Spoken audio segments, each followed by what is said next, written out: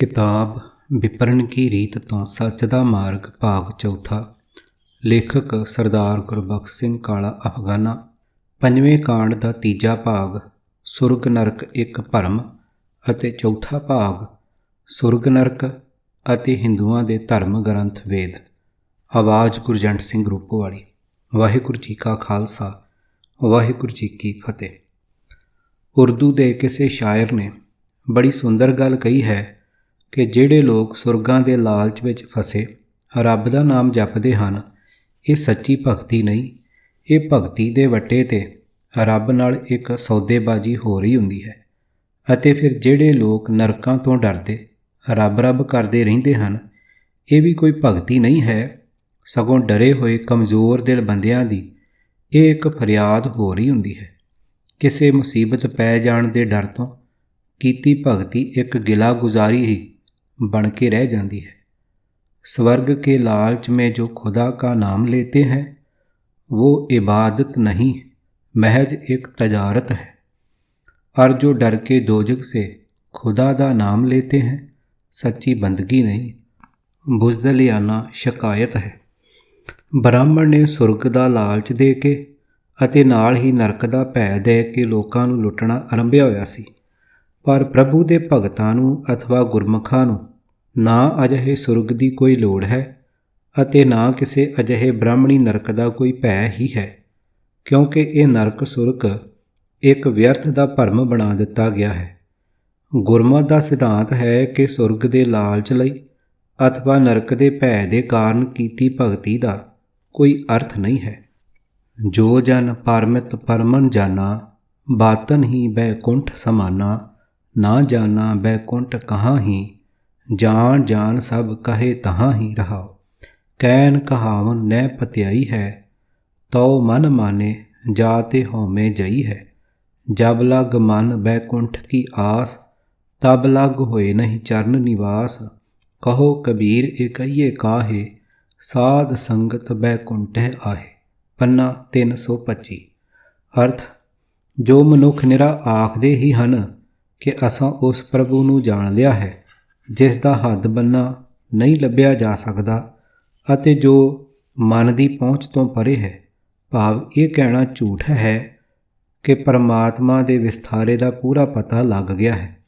ਉਹ ਮਨੁੱਖ ਨਿਰੀਆਂ ਗੱਲਾਂ ਨਾਲ ਹੀ ਬੈਕੁੰਠ ਵਿੱਚ ਅਪੜੇ ਹਨ, ਭਾਵ ਉਹ ਗੱਪਾਂ ਹੀ ਮਾਰ ਰਹੇ ਹਨ, ਉਹਨਾਂ ਬੈਕੁੰਠ ਅਸਲ ਵਿੱਚ ਡਿੱਠਾ ਨਹੀਂ ਹੈ। ਮੈਨੂੰ ਤਾਂ ਪਤਾ ਨਹੀਂ ਉਹ ਬੈਕੁੰਠ ਕਿੱਥੇ ਹੈ ਜਿੱਥੇ ਇਹ ਸਾਰੇ ਲੋਕ ਆਖਦੇ ਹਨ ਚੱਲਣਾ ਹੈ ਰਹਾਓ।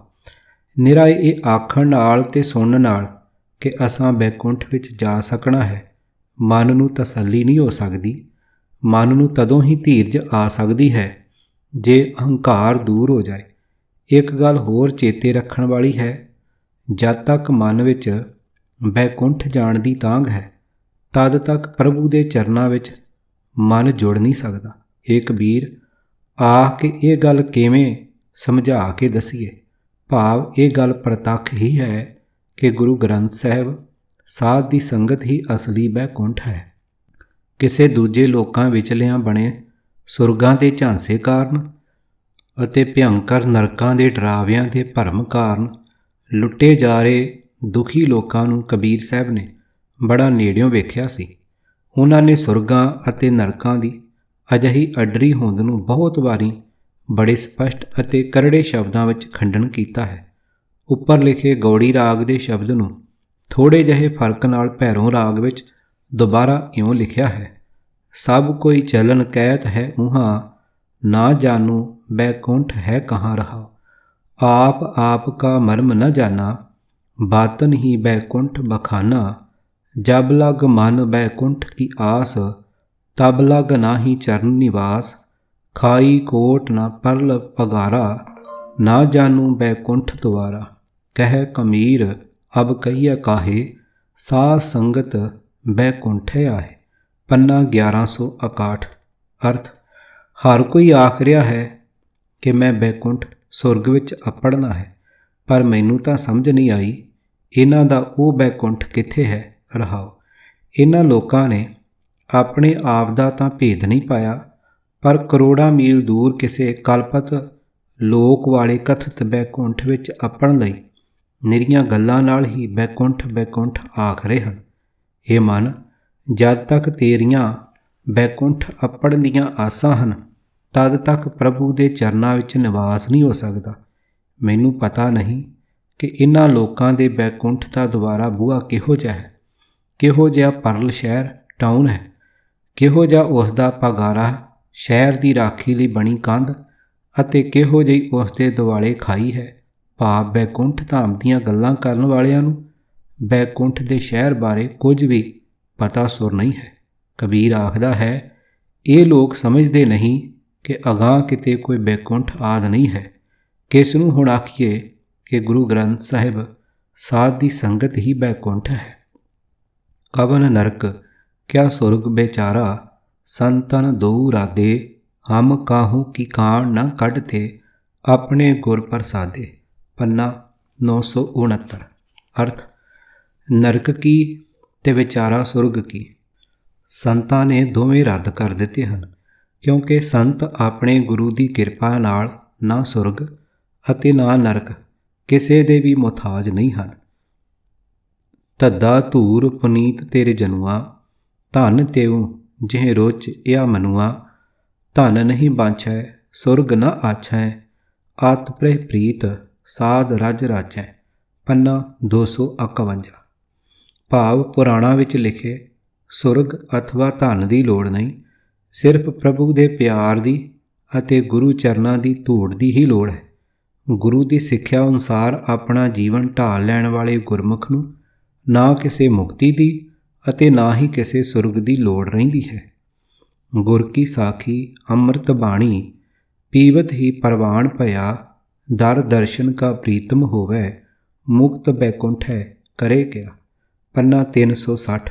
ਅਰਥ, ਜਿਸ ਮਨੁੱਖ ਨੇ ਆਤਮਿਕ ਜੀਵਨ ਦੇਣ ਵਾਲੀ ਗੁਰੂ ਦੀ ਸਿੱਖਿਆ ਭਰੀ ਬਾਣੀ ਦਾ ਰਸ ਪੀਤਾ ਹੈ, ਉਹ ਪ੍ਰਭੂ ਦੀਆਂ ਨਜ਼ਰਾਂ ਵਿੱਚ ਕਬੂਲ ਹੋ ਜਾਂਦਾ ਹੈ ਅਤੇ ਪ੍ਰਭੂ ਦੇ ਦਰ ਦਾ ਪ੍ਰੇਮੀ ਬਣ ਜਾਂਦਾ ਹੈ।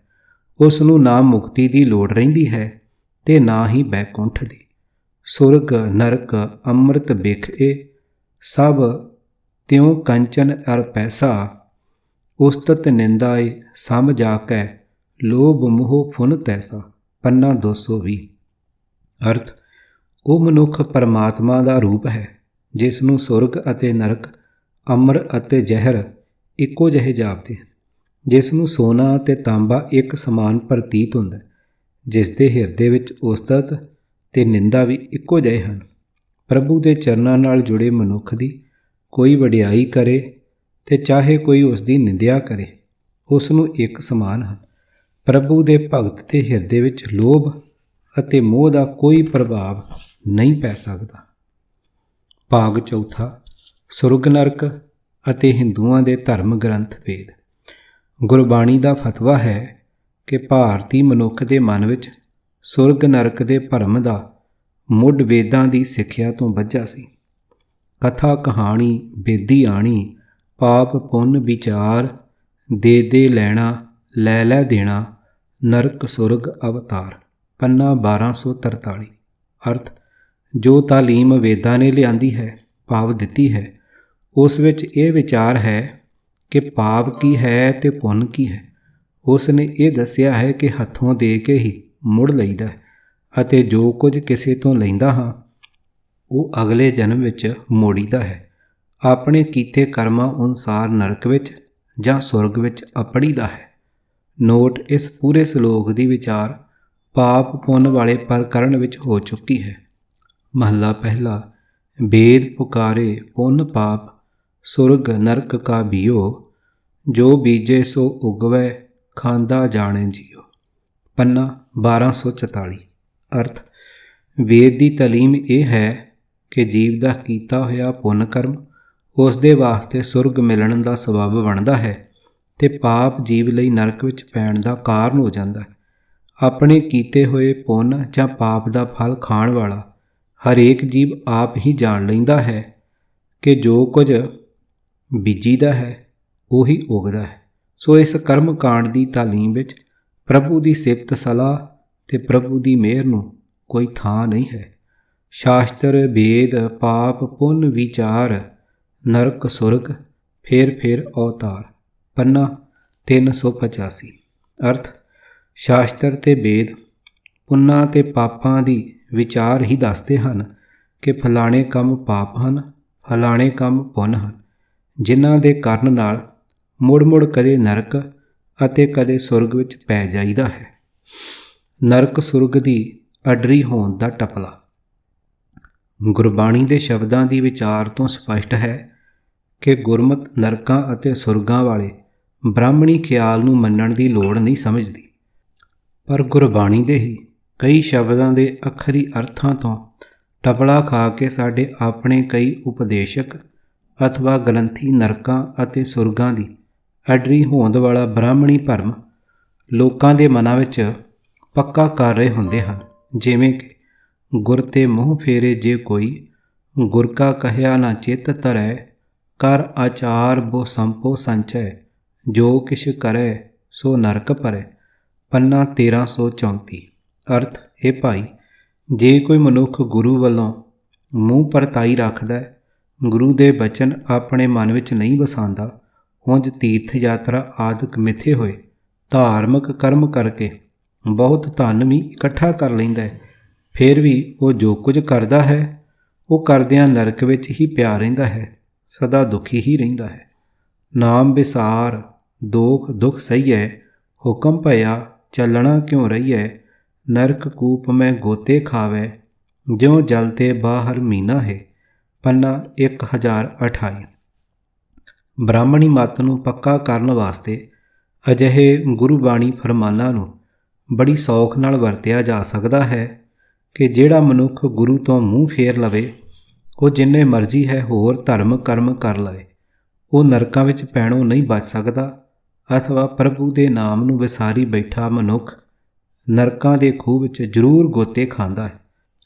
ਅਸੀਂ ਪਹਿਲਾਂ ਪੜ੍ਹ ਆਏ ਹਾਂ ਕਿ ਪੰਜਾਬੀ ਭਾਸ਼ਾ ਦੇ ਵਿਦਵਾਨ ਨੇ ਮਹਾਨ ਕੋਸ਼ ਵਿੱਚ ਨਰਕ ਲਫ਼ਜ਼ ਦੇ ਅਰਥ ਦੁੱਖ, ਕਲੇਸ਼, ਨੀਚ ਕਰਮ ਵੀ ਕੀਤੇ ਹਨ।